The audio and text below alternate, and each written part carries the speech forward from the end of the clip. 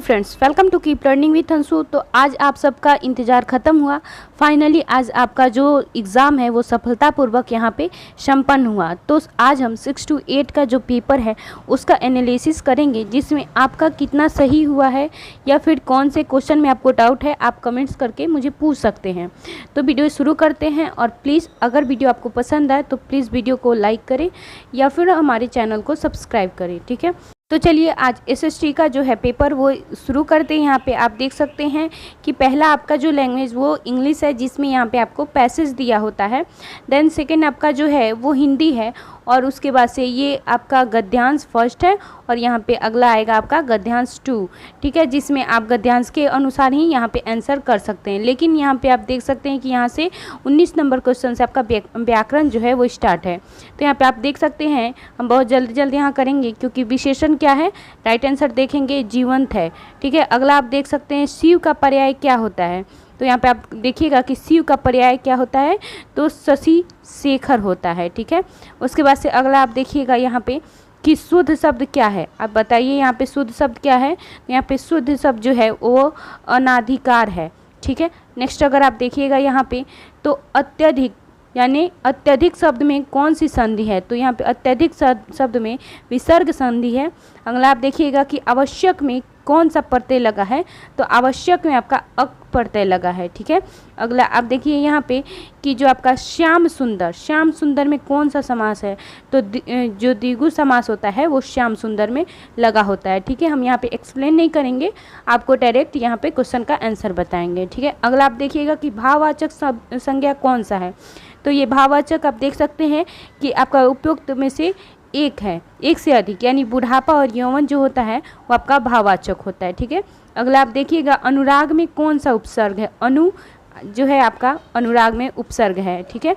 यहाँ पे आप नेक्स्ट देखिएगा कि शुद्ध वाक्य कौन सा है, तो ये इसमें से कोई भी नहीं, शुद्ध वाक्य कोई भी शुद्ध वाक्य नहीं है, ठीक है। उसके बाद से अगला आप देखिएगा जो अंगूठा दिखाना, यानी ये मुहावरे का अर्थ क्या हुआ, तो समय पर धोखा देना, ठीक है। राइट आंसर समय पर धोखा देना। अगला देखिए तत्सम शब्द कौन सा है, तो जो तत्सम है वो दवा, वो जो है कि तत्सम शब्द है, ठीक है। नेक्स्ट आप देखिएगा कि सम्मुख का विपरीतार्थ क्या होता है, यानी सम्मुख का जो आपका उल्टा शब्द वो क्या होता है, तो विमुख होता है, ठीक है। यहाँ पे पार्ट जो है सेकंड देखेंगे, जिसमें आपका जनरल स्टडी आता है। तो जो जनरल स्टडी का फर्स्ट क्वेश्चन आप यहाँ पे देखिएगा, जिसमें है कि हमारे शरीर में जो मलेरिया परजीवी का भंडारण स्थल कौन सा है, तो कौन सा भंडारण स्थल है, तो प्लीहा, जो प्लीहा होता है वो भंडारण स्थल होता है। सेकंड हम देखिएगा कि भारत में जो घड़ियाल प्रजनन केंद्र कहाँ जो स्थापित किया गया है, घड़ियाल का प्रजनन केंद्र वो जो है कि मध्य प्रदेश में मुरैना जो आपका एक शहर है उसमें पाया जाता है, ठीक है। अगला आप यहाँ पे देखते हैं क्वेश्चन जो है कि भारत जो विश्व का कौन सा देश अपने संविधान में गर्भपात का अधिकार सुनिश्चित करने वाला पहला देश बना, कौन सा देश है, तो आप देख सकते हैं यहाँ पे राइट आंसर होगा फ्रांस। भारत सरकार अधिनियम जो 1935 के तहत बिहार विधान परिषद के प्रथम निर्वाचित जो सभापति कौन थे, तो 1935 में। तो आप देखिएगा इसमें राइट आंसर होगा उपयुक्त में से कोई नहीं, ठीक है। अगला आप यहाँ पे देख सकते हैं कि प्राकृतिक संसाधन के संरक्षण के लिए अफ्रीकी सम्मेलन किस वर्ष आयोजित किया गया था, यहाँ पे राइट आंसर आपका 1960, ठीक है। अगला आप देखिएगा कि झारखंड का जो घाटशिला किस खनिज उत्पादन के लिए प्रसिद्ध है, तो आप यहाँ पे राइट आंसर होगा अभ्रक, ठीक है। बहुत ऐसे क्वेश्चन हैं, यानी बहुत ऐसे क्वेश्चन यहाँ पे आप देख सकते हैं जो कि आउट ऑफ सिलेबस भी पूछा गया है, ठीक है। लेकिन वो सब देखकर आपको घबराना नहीं है। आप अपने क्वेश्चन जो भी आपका क्वेश्चन अगर गलत हो रहा है तो आप उसका यहाँ पे मेरे पास कमेंट्स कर सकते हैं, ठीक है। अगला आप यहाँ पे देख सकते हैं कि जनवरी 2024 में देश के चुनाव आयोग के फैसले के खिलाफ जो पेशावर अच्छे, यानी न्यायालय जो आपका न्यायालय के एक फैसले द्वारा इमरान खान की पाकिस्तान तहरीक जो इंसाफ है पार्टी को बहाल किया गया, चुनावी प्रतीक क्या था, तो कौन सा चुनावी प्रतीक था, तो आप यहाँ पे देख सकते हैं, यहाँ पे राइट आंसर होगा उपयुक्त में से कोई नहीं, ठीक है।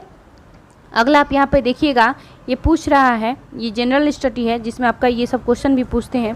तो आप देखिए यहाँ पे पूछ रहा है कि 03125 और उसके बाद से कोष्ठ 2/5 का मान क्या होता है। तो यहाँ पे इसका राइट आंसर यही होगा कि उपयुक्त में से कोई नहीं। अगला आप यहाँ पे देखेंगे कि सड़क प्रकाश में उपयोग जो आने वाला बल्बों को जोड़ा जाता है। तो कैसे जोड़ा जाता है, तो श्रेणी के क्रम में जोड़ते हैं। ठीक, से कौन सा गैर ओहमिक प्रतिरोध का जो प्रतिनिधित्व करता है, कौन सा करता है, तो आपका राइट आंसर तांबा। ठीक है, नेक्स्ट आप यहाँ पे देखिए कितने वर्ष में आपका 7,500 यानी कि 8% साधारण ब्याज पर दोगुना हो जाएगा। ठीक है, 7,500 का 8% साधारण ब्याज, यहाँ पे आपका नॉर्मल जो है कि मैथ यहाँ पे पूछ रहा है, तो 12.5 वर्ष यानी 12 वर्ष यानी 12.5 वर्ष पे। ठीक है, भारत में पानी का सर्वाधिक उपयोग किस प्रयोजन के लिए किया जाता है, तो सिंचाई के लिए सबसे अधिक आप क्या कहते हैं कि पानी का उपयोग करते हैं भारत में। ठीक है, अगला आप यहाँ पे देखिएगा कि भारत के राष्ट्रीय जो पुस्तकालय ने अपनी यात्रा किसके उद्घाटन के साथ शुरू की थी। ठीक है, तो यहाँ पे आपका राइट आंसर होगा मार्च 1836 में कलकत्ता पब्लिक लाइब्रेरी। ठीक है, सेकंड आप यहाँ पे देखिएगा कि दो संख्याओं का अनुपात अगर 14:25 है, यदि उनके बीच का अंतर 264 है, तो दोनों संख्याओं में से सबसे छोटी संख्या कौन सी है। तो यहाँ पे आप राइट आंसर देखिएगा 336 जो है वो राइट आंसर होगा। ठीक है, यहाँ पे मैं एक्सप्लेन नहीं कर रही हूँ। ठीक है, नेक्स्ट आप देखिएगा कि केंद्रीय विधानसभा में जो हनी रहित बम किसने फेंके। केंद्रीय विधानसभा में किसने हनी रहित बम फेंका था, तो बटुकेश्वर दत्त ने। ठीक है, प्रकाश की ओर पौधों के झुकाव का मुख्य कारण क्या होता है, तो यहाँ पे आप देखिएगा कि यहाँ पे राइट आंसर होगा प्ररोह छोर के पर ऑक्सीजन की जो सांद्रता होता है वही यहाँ पे राइट आंसर होगा। देखेंगे कि निम्न में से कौन सा जो कोलाइड नहीं है, वो यहाँ पे आपका राइट आंसर होगा धुआं। जो धुआं है वो आपका कोलाइड नहीं है। ठीक है, हाल ही में नेपाल सरकार द्वारा किस शहर को देश की जो पर्यटन राजधानी घोषित किया गया, तो जो लुम्बिनी उसको पर्यटन स्थल घोषित किया गया है। ठीक है, यहाँ पे अगला देखिएगा कि मैग्नीज का उपयोग कहाँ किया जाता है, तो मैग्नीज का उपयोग फोटोग्राफी उद्योग में किया जाता है। ठीक है, भारत में ज्वारीय एवं तरंग ऊर्जा उत्पादन के लिए अधिक अनुकूल परिस्थिति कहाँ पाई जाती है, तो कच्छ की खाड़ी में पाई जाती है। ठीक है, नेक्स्ट आप यहाँ पे देख सकते हैं सुभाष चंद्र बोस किस वर्ष भारतीय राष्ट्रीय कांग्रेस के अध्यक्ष बने थे, तो यहाँ पे आप देख सकते हैं उपयुक्त में से एक से अधिक। ठीक है, वो एक से अधिक बार जो है कि राष्ट्रीय कांग्रेस के अध्यक्ष बने थे। ठीक है, उसके बाद यहाँ पे आप देखेंगे कि 26/11 यानी 26/11 मुंबई जो आपका आतंकवादी हमले के दौरान अपनी भूमिका के लिए प्रसिद्ध डॉक्टर जो सदानंद दाते को मार्च 2024 में निम्नलिखित में से किस बल के प्रमुख के रूप में जो है यहाँ पे नियुक्त किया गया था, तो आपका यहाँ पे राइट आंसर देख सकते हैं। जो आपका यहाँ पे राइट आंसर होगा वो होगा राइट आंसर आपका यहाँ पे बी यानी प्रवर्तन निर्देशालय। ठीक है, अगला हम यहाँ पे क्वेश्चन देखेंगे कि साइमन कमीशन के गठन की घोषणा कब हुई थी, तो साइमन कमीशन की गठन की घोषणा 8 दिसंबर 1927 में। ठीक है, निम्न में शरीर का कौन सा अंग जो है कि शरीर के संतुलन को नियंत्रित करके रखता है, तो आपका जो सेरेबेलम है वो आपका शरीर को नियंत्रण करके यानी संतुलन के लिए नियंत्रण करके रखता है। ठीक है, यहाँ पे अगला आप क्वेश्चन देखेंगे कि एक कमरा 8 मीटर लंबा, 6 मीटर चौड़ा और 10 मीटर ऊंचा है, तो कमरे में रखे जा सकने वाले सबसे लंबे खंभे की लंबाई क्या होगी। जहाँ आप ये देखेंगे एक नॉर्मल जो है आपका मैथ है, तो आपका सी नंबर राइट आंसर होगा। उसके बाद से आप देखिएगा कि एशियाटिक सोसाइटी ऑफ बंगाल की स्थापना किसके द्वारा की गई थी, तो सर विलियम जेम्स के द्वारा की गई थी।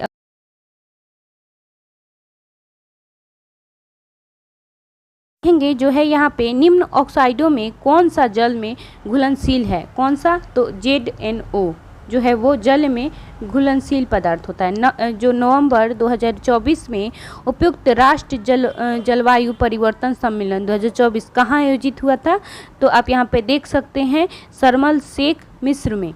ठीक है, देखेंगे कि सिनेमा में जो आजीवन योगदान के लिए दादा साहब फाल्के पुरस्कार 2023 से किसे सम्मानित किया गया था? यहाँ पे राइट आंसर आप देख सकते हैं वहीदा रहमान को। ठीक है, अगला आप यहाँ पे क्वेश्चन देखिएगा कि आपका जो यहाँ पे क्वेश्चन है वो अगला हम देखेंगे कि सुब्रह्मण्यन और नायडू ने राहत कोष में कुछ पैसे दान दिए। ठीक है, नायडू द्वारा दी गई जो राशि, सुब्रह्मण्यन द्वारा दी गई राशि जो है वो 125 अधिक है। ठीक है, यदि उनके द्वारा दान की कुल धनराशि 975 है तो सुब्रह्मण्यन द्वारा दान की गई धनराशि यहाँ पे आपको बताना है। तो ये नॉर्मल क्वेश्चन है, जो आपका राइट आंसर होगा 425। ठीक है, अगला आप यहाँ पे देख सकते हैं विज्ञान और प्रौद्योगिकी मंत्रालय ने हाल ही में विज्ञान प्रौद्योगिकी और नवाचार के क्षेत्र में राष्ट्रीय पुरस्कारों के एक नए सेट की घोषणा की, जिसे राष्ट्रीय विज्ञान पुरस्कार के नाम से जाना जाता है, जिसके लिए सभी श्रेणियों के जो आपके पुरस्कारों के लिए पुरस्कार समारोह हर साल आयोजित किया जाता है। और ये कब किया जाता है? तो आप यहाँ पे राइट आंसर देख सकते हैं, इसका 11 मई राष्ट्रीय प्रौद्योगिकी दिवस के दिन किया जाता है। ठीक है, और 11 मई को आपको ये भी याद रखना है कि प्रौद्योगिकी दिवस मनाया जाता है। जो अगला आप देखिएगा कि श्वास प्रक्रिया के लिए निम्न में से कौन सा कथन सही है? श्वास प्रक्रिया के लिए, तो यहाँ पे राइट आंसर आप देख सकते हैं ऊर्जा जो स्रावित होती है तथा एटीपी के रूप में जो भंडारित होती है। ठीक है, आप अगला क्वेश्चन यहाँ पे देख सकते हैं, जो यहाँ पे अगला क्वेश्चन है कि यदि x का मान 4 प्लस y का मान 4 इजकल टू 17 तथा x plus y equal to 1 है तो x square y square minus 2xy का मान क्या होगा? तो यहाँ पे राइट आंसर आपका 8 होगा, यानी 8 आपका राइट आंसर होगा। ठीक है, बिहार दिवस कब मनाया जाता है? तो आप देख सकते हैं यहाँ पे बिहार दिवस आपका जो है वो 22 मार्च को बंगाल और प्रेसिडेंसी से अलग होने के उपलक्ष्य में मनाते हैं, 22 मार्च को मनाते हैं।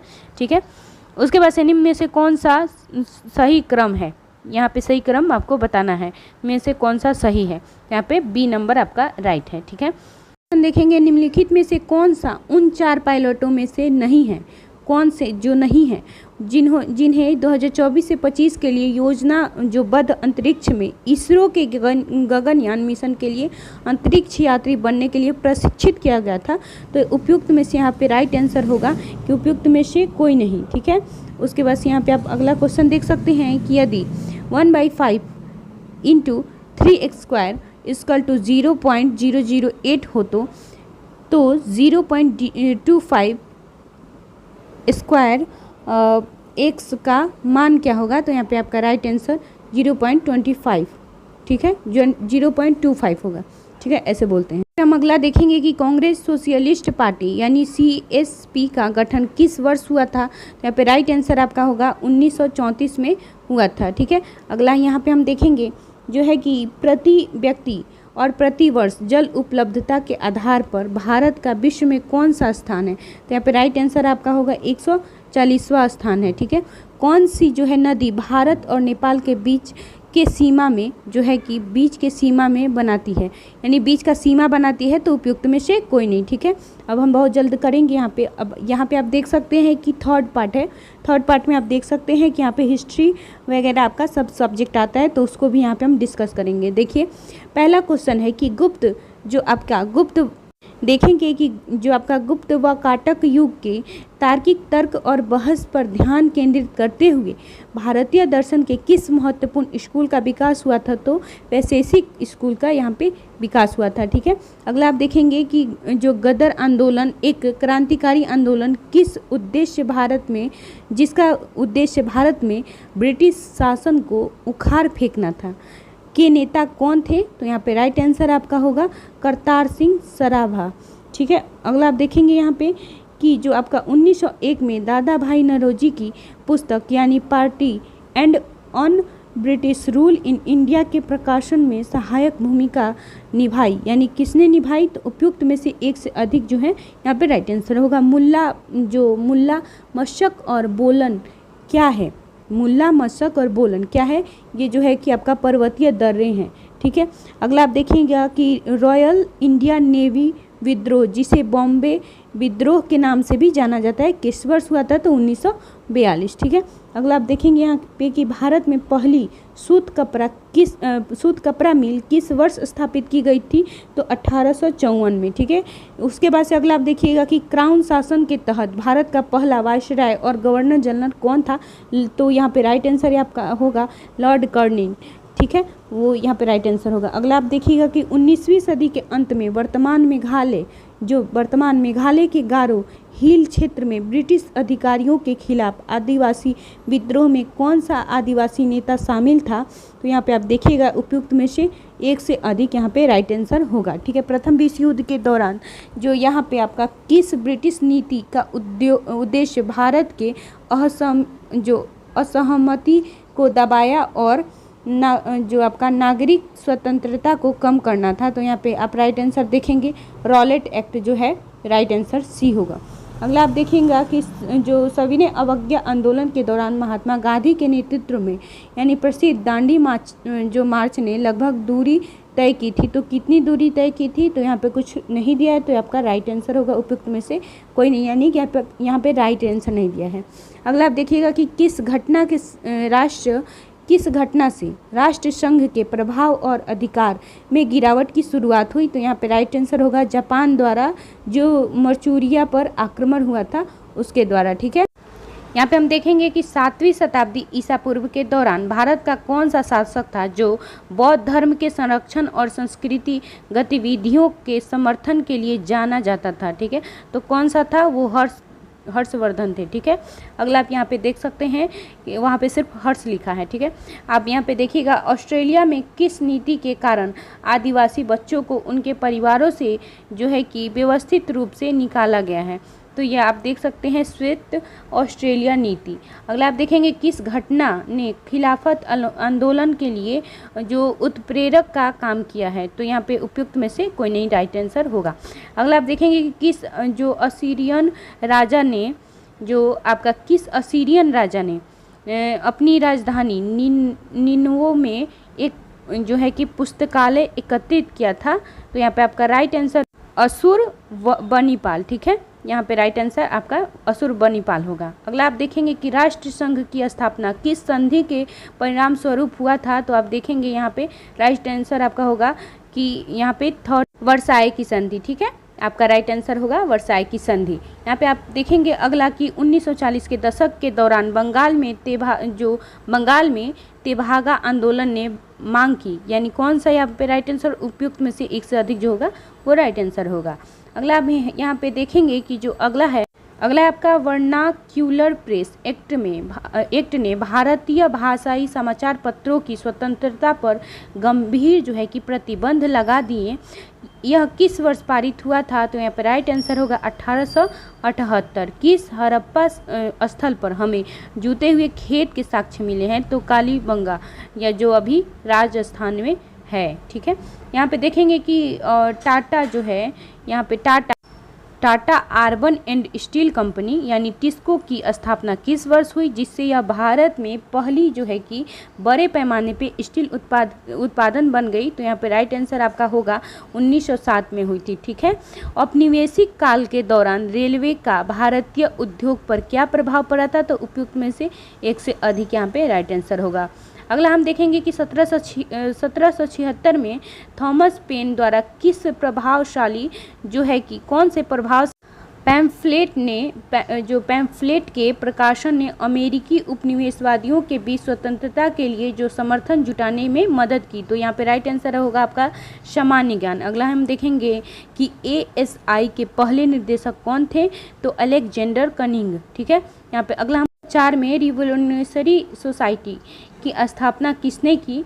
तो यहाँ पे देखेंगे जिसका उद्देश्य ब्रिटिश शासन के विरुद्ध सशस्त्र जो क्रांति करना था। राइट आंसर यहाँ पे आपका होगा लाला हरदयाल। ठीक है, लाला हरदयाल होगा। कौन सा समझौता भारत और चीन के बीच सीमा मुद्दों को हल करने में विफल रहा जिससे अंततः संघर्ष हुआ? तो यहाँ पे आप देखेंगे राइट आंसर होगा पंचशील समझौता। अगला हम यहाँ पे देखेंगे कि पंजाब में 1816 के फुल्का विद्रोह का नेतृत्व किया गया था, यानी कौन किए थे, तो बद्दा सिंह बहादुर। ठीक है, यहाँ पे अगला देखेंगे कि 1917 की क्रांति के दौरान जो बेल्शेविकों का नारा क्या था, तो दुनिया के मजदूरों एक हो जाओ, यानी दुनिया के मजदूरों एक हो जाओ। इटली एकीकरण के जनक के रूप में किसे जानते हैं, तो ग्यूसेप माजिनी। ठीक है, ताना भगत आंदोलन ब्रिटिश शासन के खिलाफ एक जो अहिंसक आंदोलन किस भारतीय राज्य के आदिवासी समुदाय के बीच जो है कि उत्पन्न हुआ था, तो झारखंड। ठीक है, नेक्स्ट यहाँ पे देखेंगे कि 1854 में 1854 का वुड डिस्पैच किससे संबंधित है, तो आधुनिक शिक्षा से। मगध की राजधानी राजगीर का प्राकृतिक नाम क्या है, तो यहाँ पे आप देखेंगे कि उपयुक्त में से कोई नहीं। अगला हम देखेंगे कि हिटलर की आत्मकथा जिसमें जर्मनी के लिए उनकी राजनीतिक विचारधारा और भविष्य की योजनाओं को रेखांकित किया गया है का शीर्षक क्या है, तो यहाँ पे हम देखेंगे कि मीन काम्फ। ठीक है, अगला हम यहाँ पे देखेंगे कि वियतनामी राष्ट्रवादी इतिहास में 1930 में एन बाई विद्रोह का क्या महत्व है, तो उपयुक्त में से एक से अधिक यहाँ पे राइट आंसर होगा। अगला हम देखेंगे कि यूरोप में 1848 की क्रांतियाँ जो मुख्यतः निम्न मांगों से प्रेरित थी उसे क्या कह सकते हैं यहाँ पे, तो राजनीतिक सुधार और लोकतंत्र। ठीक है, अगला हम देखेंगे कि प्रथम विश्व युद्ध ने भारत के व्यापार संतुलन को कैसे प्रभावित किया था, तो इसका जो है कि राइट आंसर होगा कि इसका भारत के व्यापार संतुलन पर कोई महत्वपूर्ण प्रभाव नहीं पड़ा था, यानी कोई खास प्रभाव नहीं पड़ा। अगला देखेंगे कि 1878 में द हिंदू अखबार की स्थापना किसने की, जो भारतीय राष्ट्रीय आंदोलन के दौरान जनमत को आकार देने में प्रभावशाली रहा, तो यहाँ पे आप राइट आंसर देख सकते। वीर राघवाचार्य जो है यहाँ पे राइट आंसर आपका बी होगा। ठीक है, अगला देखिए, उत्तर वैदिक काल के दौरान रचित किस प्राचीन भारतीय ग्रंथ में दार्शनिक भजन और ब्रह्मांड का जो है ब्रह्मांड विज्ञान और नैतिकता पर चर्चा शामिल हुआ, तो यहाँ पे हम देखेंगे राइट आंसर हमारा होगा यजुर्वेद में। ठीक है, यजुर्वेद में ऐसा हुआ था। अगला हम देखेंगे यहाँ पे कि 1916 के लखनऊ सत्र के दौरान भारतीय राष्ट्रीय कांग्रेस के अध्यक्ष कौन थे, जहाँ कांग्रेस लिंग समझौता पर हस्ताक्षर किया गया था, तो यहाँ पे राइट आंसर आपका होगा अंबिका चरण मंजूदार। ठीक है, यहाँ पे अगला आप देखेंगे कि स्टेलिनग्राद की लड़ाई द्वितीय विश्व युद्ध के एक महत्वपूर्ण मोड़ ली थी, यह किन दो देशों के बीच में हुई थी, तो यहाँ पे राइट आंसर हमारा होगा जर्मनी और सोवियत संघ। ठीक है, तो यहाँ पे आपका जो है कि हिस्ट्री का क्वेश्चन समाप्त होता है। फ्रेंड्स, अगर कोई भी यहाँ पे आपको डाउट हो तो आप हमें कमेंट्स कर सकते हैं, और अगर आपको वीडियो पसंद आए तो प्लीज़ मेरी चैनल को सब्सक्राइब करें। Thank you.